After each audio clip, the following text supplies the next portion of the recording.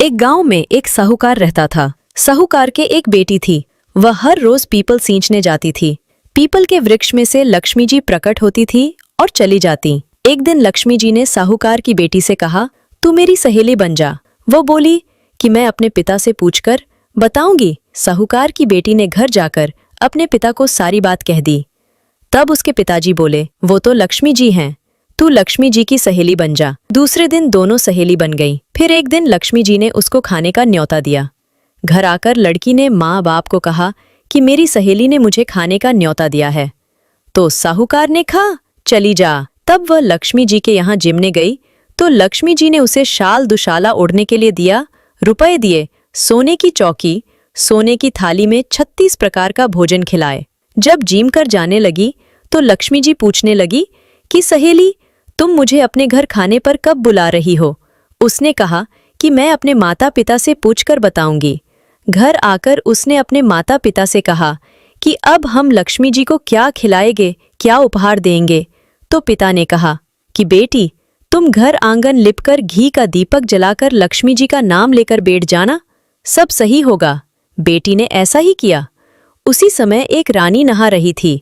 उसका 9 लखा हार चील उठाकर ले गई और उसके घर वह 9 लखा हार डाल गई और उसका लड्डू ले गई। उसके बाद वे हार लेकर बाजार में गए और सामान लाने लगी।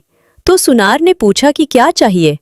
तब उसने कहा कि सोने की चौकी, सोने का थाल, शाल दुशाला दे दें, मोहर दें और सामग्री दें, 36 प्रकार का भोजन हो जाए, इतना सामान दे।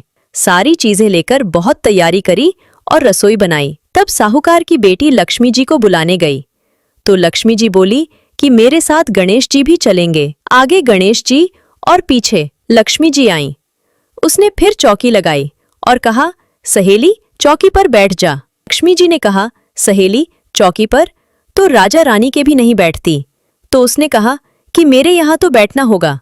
फिर लक्ष्मी जी चौकी पर बैठ गई। तब उसने बहुत खातिर की। जैसे लक्ष्मी ने करी थी वैसे ही उसने करी। लक्ष्मी जी उस पर खुश हो गईं। घर में खूब रुपया एवं लक्ष्मी हो गई। साहूकार की बेटी ने लक्ष्मी जी से कहा, मैं अभी आ रही हूँ, तुम यहीं बैठी रहना और कहीं मत जाना। साहूकार की बेटी लौटकर नहीं आई। लक्ष्मी जी उनके घर हमेशा हमेशा के लिए रह गई। उनके घर धन धान्य और बहुत दौलत हो गई। हे लक्ष्मी जी, जैसा तुमने साहूकार की बेटी को दिया वैसा सबको देना। कहते सुनते हुंकारा भरते अपने सारे परिवार को देना। पीहर में देना, ससुराल में देना, बेटे पोते को देना। सबका कष्ट दूर करना।